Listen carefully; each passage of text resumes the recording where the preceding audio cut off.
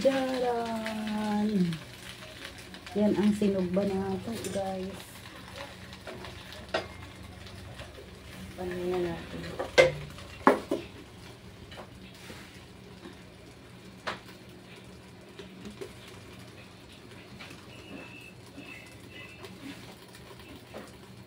Mga 5 minutes na siguro na, guys. 10 to 12 na.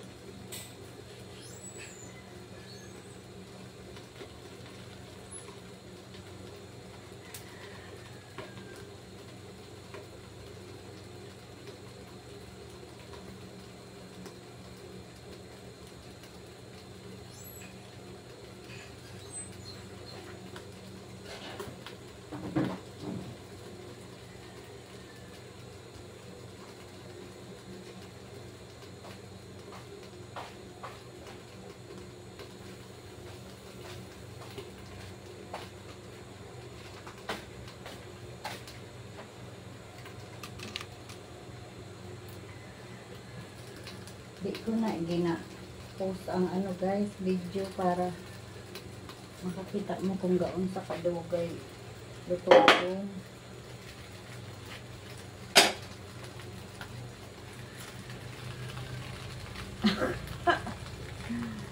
Ay, sana maluto siya, guys.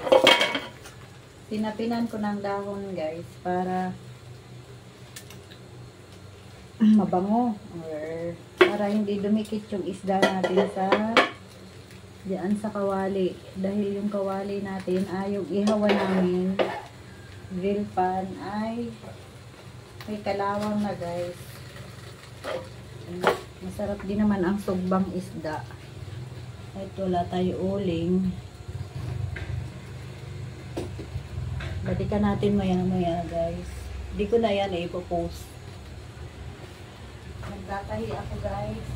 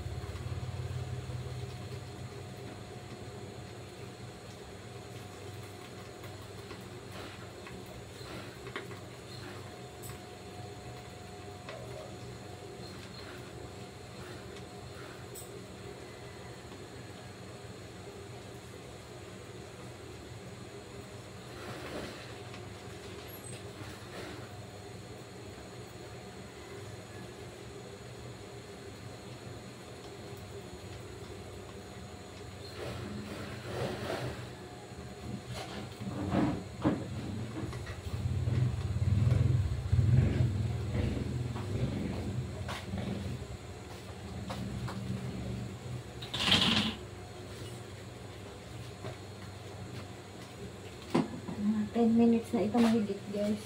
Balik na natin.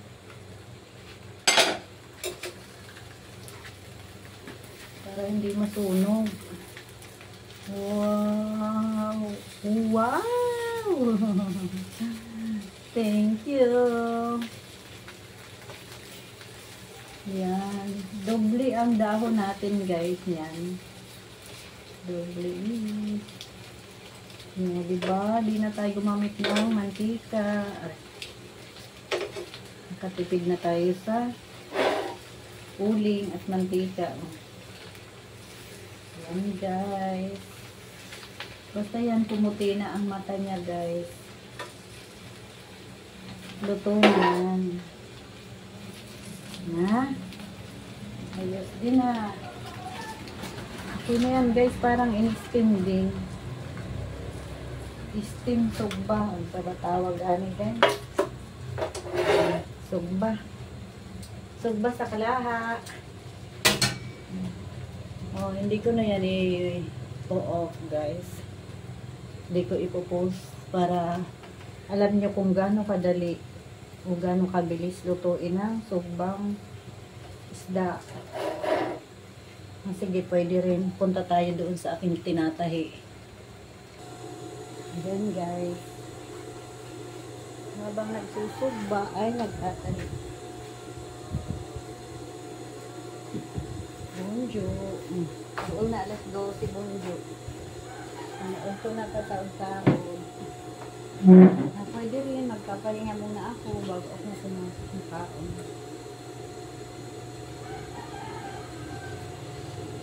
Wait lang natin mga 5 minutes siguro o 10 minutes siguro dito na yun.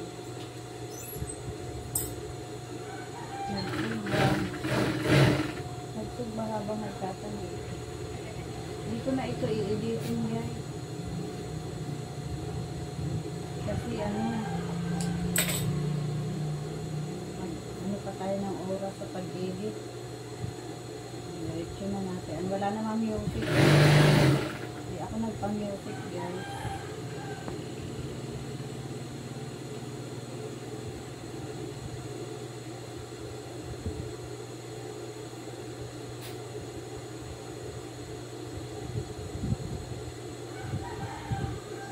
Isasaw-saw ko lang yun guys sa ano, sa toyo na may kalamansi at sibuyas bombay. Sibuyas bombay guys, yun yung sibuyas na buo. Tawag dito sa Lunageti. Bombay. Yun yung sibuyas na ano. Sibuyas talaga. Kasi mayroon din sibuyas dahon. Yun naman yung dahon lang na sibuyas. Bombay yung buong sibuyas. Madali lang pala magsugba guys. Kung parang mo anang nagprito ka o kaksil. Yun lang. Yung libre na kami sa dahon dito guys. Nagkuha lang ako dyan o sa luyo, sa likod. Ako nanamit kay Ate Remy. Hindi ko siya nakikita minsan.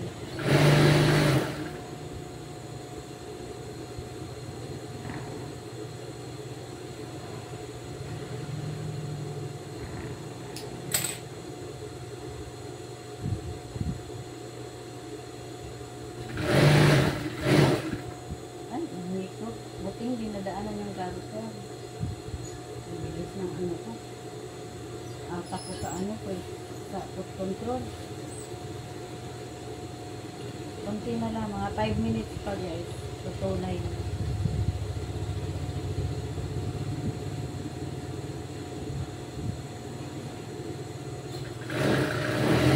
Tamang-tama, alas 12.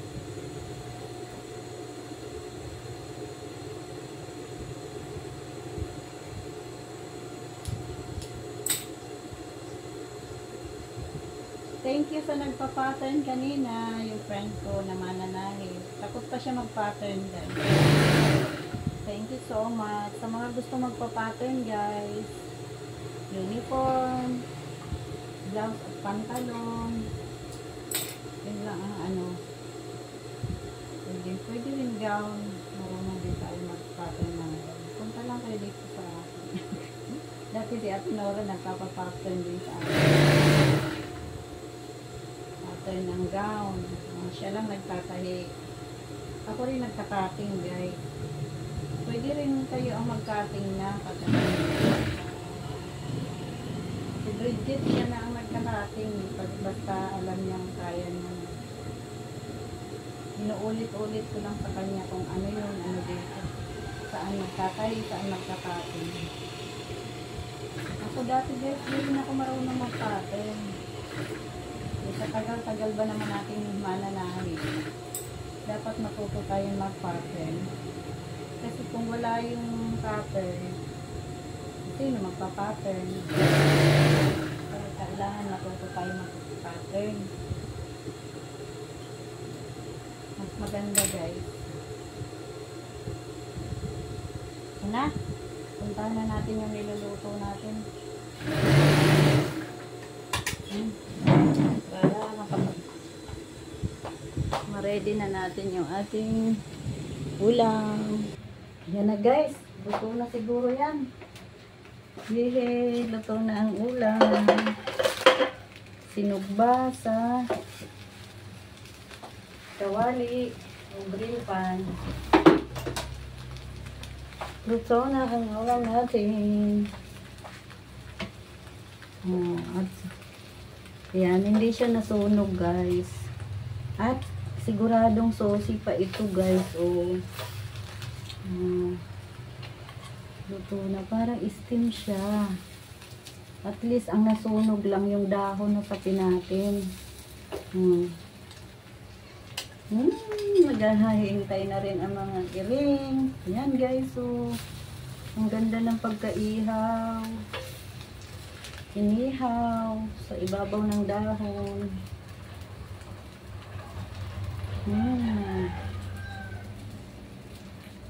Gitna natin, baka mahulog. Ayan na. Thank you, Lord. Tapos na ako magluto. Yehey! Ayan na, guys. May ulam na tayo. Di tayo gumamit ng uling at di tayo gumamit ng mantika. Thank you for watching, guys. God bless sa ating lahat. Thank you, Lord, sa ulam.